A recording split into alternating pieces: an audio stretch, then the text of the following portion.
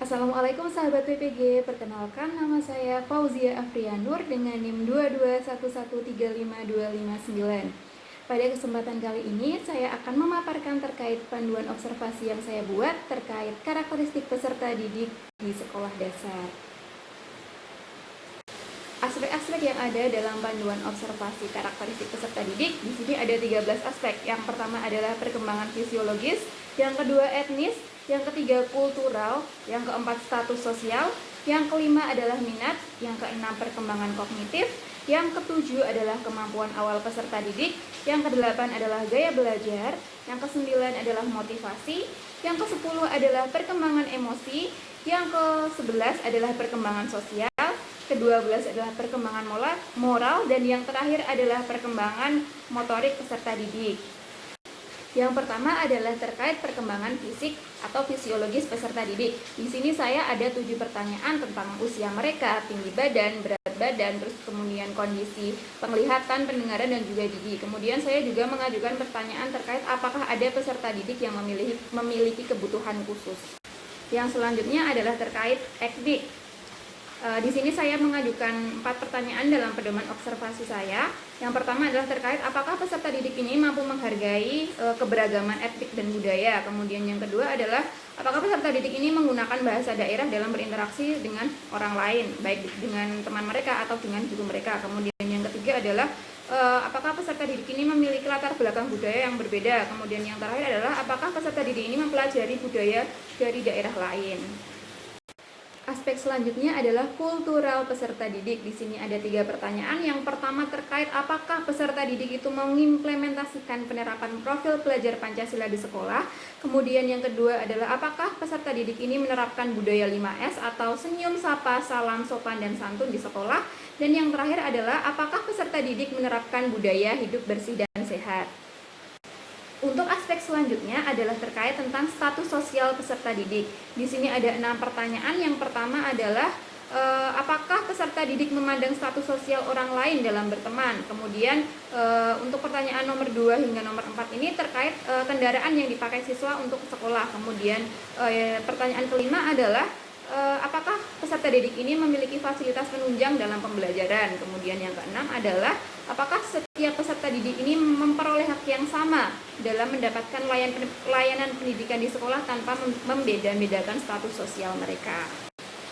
Kemudian aspek yang kelima adalah minat peserta didik. Di sini ada 4 pertanyaan dalam pedoman observasi saya. Yang pertama adalah terkait apakah peserta didik ini terkait pada kegiatan pembelajaran dengan model atau metode tertentu. Kemudian pertanyaan yang kedua adalah apakah peserta didik ini tertarik atau lebih tertarik dengan pembelajaran yang menggunakan media pembelajaran. Kemudian yang ketiga adalah apakah peserta didik ini aktif dalam mengikuti pembelajaran. Kemudian pertanyaan yang keempat adalah apakah rasa penasaran peserta didik ini tinggi terhadap pengetahuan atau hal-hal baru yang diberikan oleh guru. Aspek selanjutnya adalah terkait perkembangan kognitif peserta didik. Di sini ada 8 pertanyaan. Yang pertama adalah bagaimana cara peserta didik merespon materi yang disampaikan oleh guru. Kemudian adalah bagaimana aktivitas peserta didik ini selama pembelajaran di kelas, baik secara individu maupun saat pembelajaran kelompok. Kemudian bagaimana cara peserta didik ini menyampaikan ide atau gagasan saat berada di kelas. Kemudian bagaimana cara peserta didik ini menyelesaikan tugas dan masalah yang diberikan oleh guru. Kemudian selanjutnya adalah bagaimana cara peserta didik ini merespon atau menanggapi sesuatu pengetahuan atau hal-hal yang baru. Kemudian yang ketujuh adalah bagaimana peserta didik mampu berhitung dan membaca. Dan yang terakhir adalah apakah peserta didik ini mampu memahami materi yang disampaikan oleh guru. Yang selanjutnya adalah terkait kemampuan awal peserta didik. Di sini ada 3 pertanyaan dalam pedoman wawancara. Hal ini terkait kesiapan peserta didik dalam mengikuti suatu pembelajaran. Yang pertama adalah apakah peserta didik ini siap mengikuti pembelajaran. Kemudian yang kedua adalah apakah peserta didik ini memahami tujuan dari pembelajaran yang akan mereka capai. Kemudian yang nomor 3 adalah apakah peserta didik ini mengetahui materi apa yang akan dipelajari selama pembelajaran di kelas. Selanjutnya, aspek ke-8 adalah terkait gaya belajar. Gaya belajar siswa bermacam-macam. Ada 4 jenis gaya belajar. Di sini saya mencantumkan 4 pertanyaan terkait gaya belajar pada pedoman observasi saya. Yang pertama adalah, apakah peserta didik mudah memahami materi pelajaran dengan mendengarkan ceramah dari guru?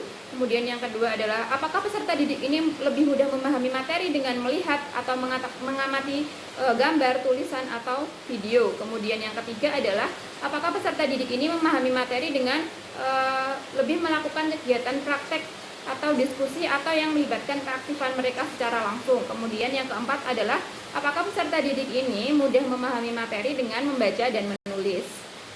Kemudian aspek yang selanjutnya atau aspek yang ke-9 adalah motivasi.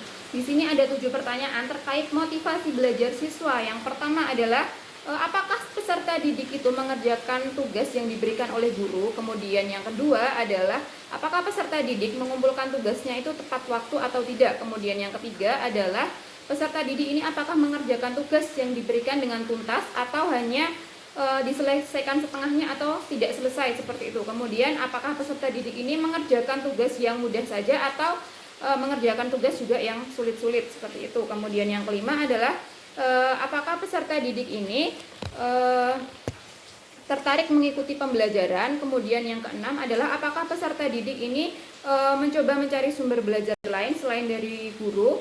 Kemudian yang ketujuh, apakah peserta didik ini mampu bertanya dalam pembelajaran. Kemudian aspek yang selanjutnya adalah terkait perkembangan emosi. Di sini ada 6 pertanyaan dalam pedoman observasi saya. Yang pertama terkait apakah ruang kelas itu mendukung ekspresi diri bagi peserta didik. Kemudian yang kedua adalah, bagaimana peserta didik ini mengekspresikan diri dalam merespon materi yang disampaikan oleh guru. Kemudian yang ketiga adalah, apakah peserta didik ini dapat mengontrol apa yang mereka rasakan seperti marah, sedih, senang, dan lain-lain saat berada di sekolah. Kemudian yang keempat adalah, apakah peserta didik ini mengucapkan terima kasih saat dibantu oleh orang lain. Kemudian apakah mengucapkan maaf ketika mereka berbuat salah, atau kemudian mengucapkan tolong apabila mereka menerima atau meminta bantuan kepada orang lain. Aspek yang ke-11 adalah terkait perkembangan sosial peserta didik. Yang pertama adalah, apakah peserta didik ini mampu berinteraksi dengan baik bersama orang lain. Kemudian yang kedua adalah, peserta didik ini apakah mampu bergaul dengan orang lain. Kemudian yang ketiga adalah, apakah peserta didik ini mampu menghargai pendapat orang lain. Dan yang keempat adalah, apakah peserta didik ini memiliki sifat pendiam atau tidak mau bergaul bersama dengan orang lain. Kemudian aspek yang selanjutnya adalah terkait perkembangan moral. Di sini ada 10 pertanyaan dalam pedoman observasi saya. Bisa teman-teman baca di sini. 10 pertanyaan tersebut meliputi bagaimana moral peserta didik di sekolah, ya, seperti kegiatan berdoa sebelum dan sesudah belajar, kemudian kegiatan ibadah atau mematuhi atau tidak mematuhi tata tertib, dan lain-lain sebagainya, seperti yang sudah saya tampilkan pada video ini. Kemudian aspek terakhir dalam panduan observasi karakteristik peserta didik ini adalah terkait perkembangan motorik. Di sini ada 8 pertanyaan terkait perkembangan motorik peserta didik. Yang pertama adalah, apakah peserta didik ini mampu memegang pensil atau pulpen dengan baik. Kemudian apakah peserta didik ini mampu menulis dengan tepat. Kemudian apakah peserta didik ini mampu menggambar dengan tepat dan benar. Kemudian yang keempat, apakah peserta didik ini mampu berjalan dengan baik dan juga mampu menjaga keseimbangan tubuhnya saat berjalan. Kemudian apakah peserta didik ini mampu berlari dengan seimbang, ya. Kemudian selanjutnya adalah, apakah peserta didik ini mampu melakukan kegiatan olahraga dan kegiatan menari saat di sekolah, seperti itu. Demikian presentasi yang dapat saya sampaikan terkait pedoman observasi karakteristik peserta didik sekolah dasar. Terima kasih atas perhatian teman-teman, dan mohon maaf apabila ada salah dan kurang dari saya. Terima kasih. Wassalamualaikum warahmatullahi wabarakatuh.